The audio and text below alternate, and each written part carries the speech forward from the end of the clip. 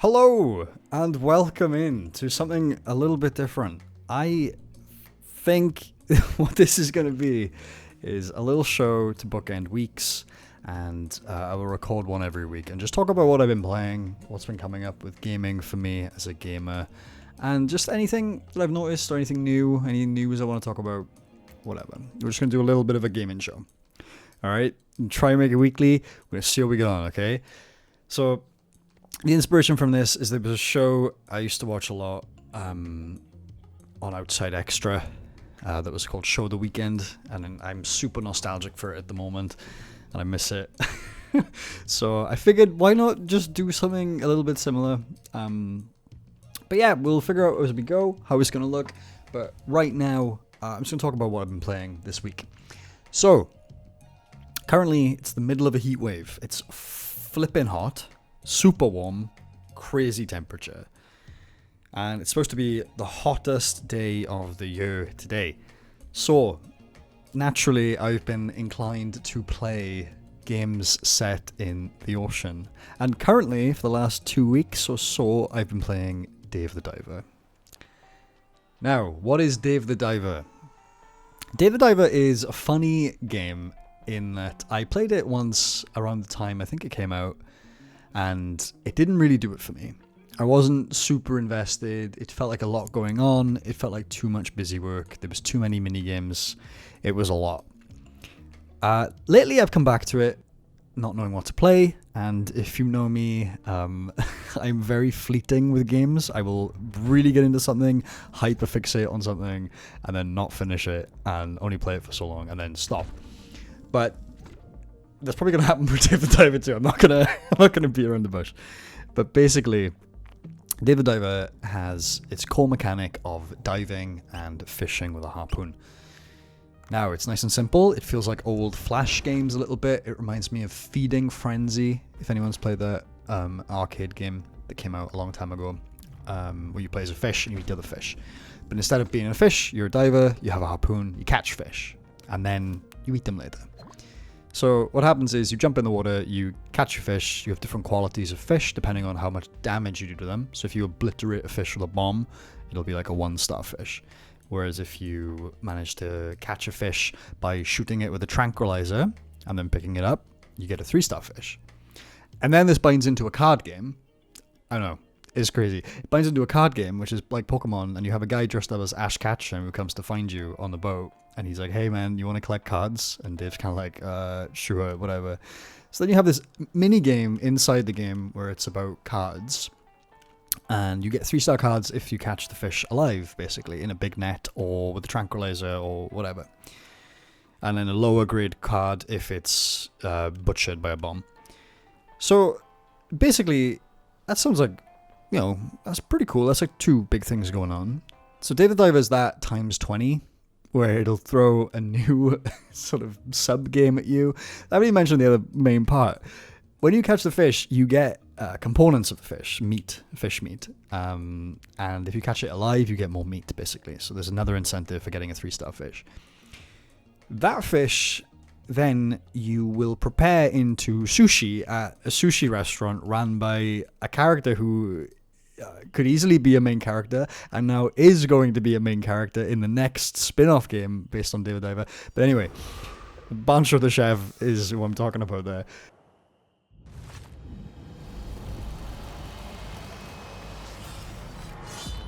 But you go to his restaurant, and you give him fish, and then you choose the menu, you choose how much you want to make, you hire staff, you pour drinks, you pour beer, green tea and beer, you deliver fish, then you hire more people to help it go quicker and help the workflow go faster. Anyway, that's a whole other game. It's like a restaurant management game, light. It's not super in-depth, but then it adds a bit more and it gets more in-depth. But it's like, you'll do that for a night, and the game has a day-night system, too.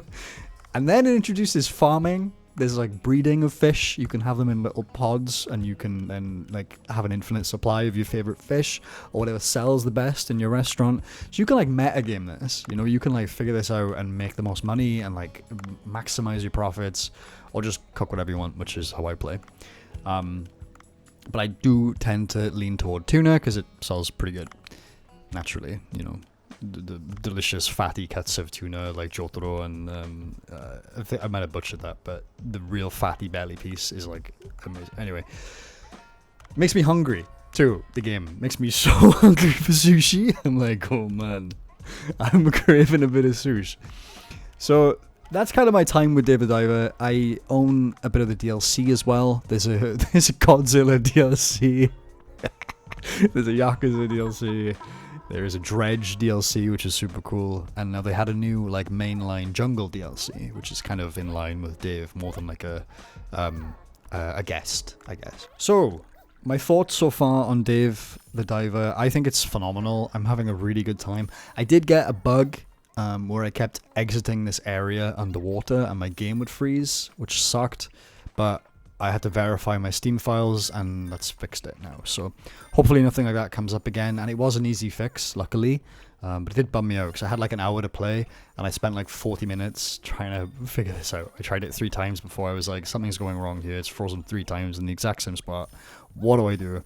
Googled it. Apparently it's pretty common, so I just did the verification. It's fine. Apart from that, I've got no negative points.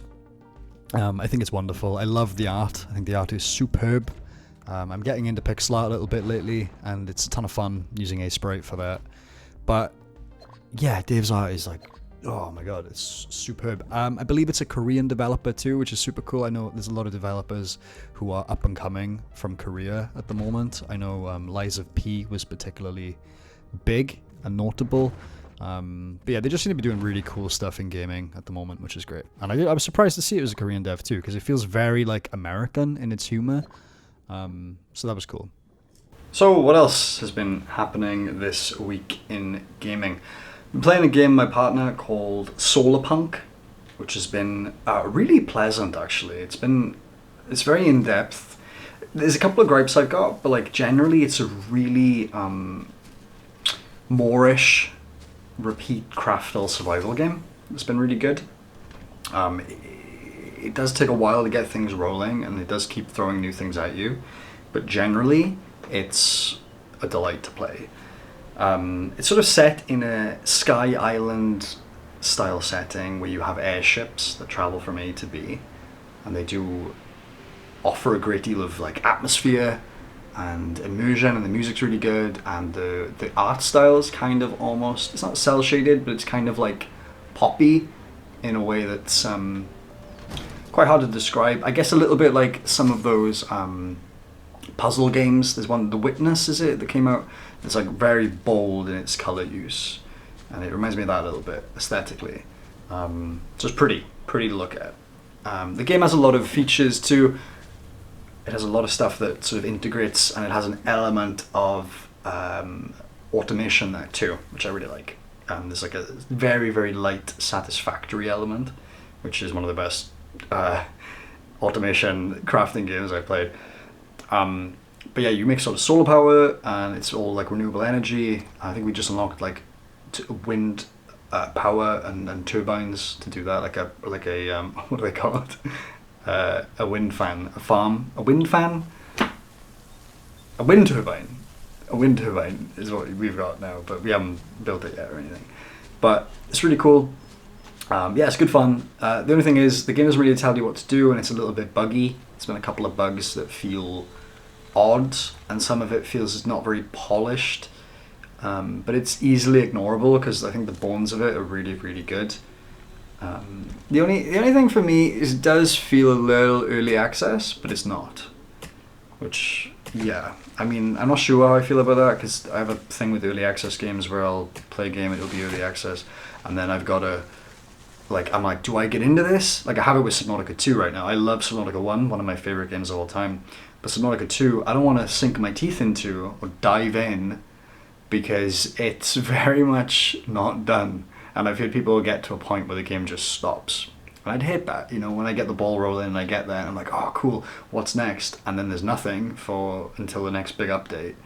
Like, yeah, I mean, you know, I understand it, why people do it. Like, you know, people need money to keep things going and to develop something to the best it can be.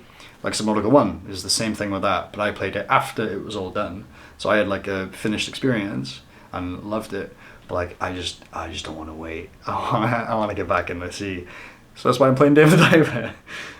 GTA pre-orders are live as of today. It is expensive. Holy shit, it is an expensive game.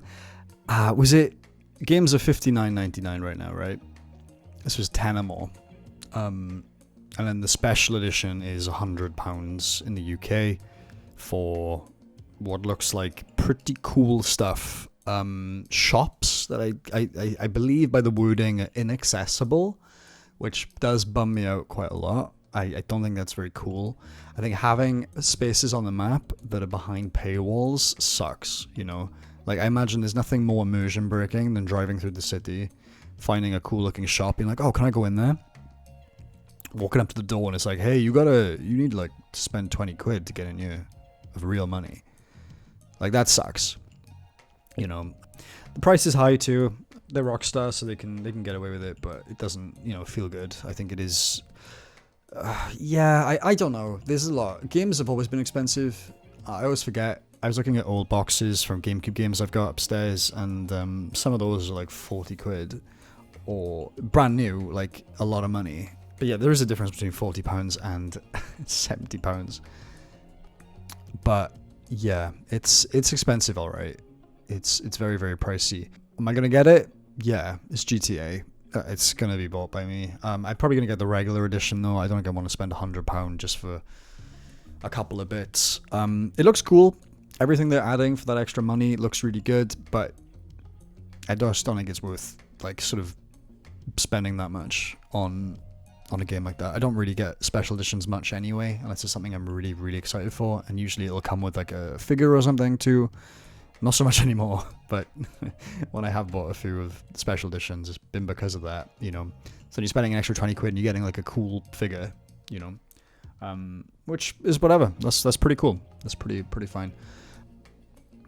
But yeah, that's my thoughts on GTA. It looks really good. They've shown some new screenshots. It looks stunning. There's one picture of both the main characters, I forget their names, on a boat, and there's like a dolphin, and they're like sunbathing, and the dolphin's like out of the water looking at the boat, like they've just fed it or something. And that looks insane. If that's like a gameplay shot, that's cool as hell. I really want to like spend time in the ocean in Miami without having to go there. So that'd be pretty cool. Yeah, stunning looking game. I'm excited to see gameplay. I think it'll drop very soon. I feel like it'll be this week. It's currently Thursday. So I don't know. I feel like it might be on the weekend. Maybe. If we're lucky, it'll definitely be soon though, I reckon. Gameplay trailer. Because we haven't seen any yet. Nuts. Aside from that, I did manage to pick up Sonic CrossWorlds 2.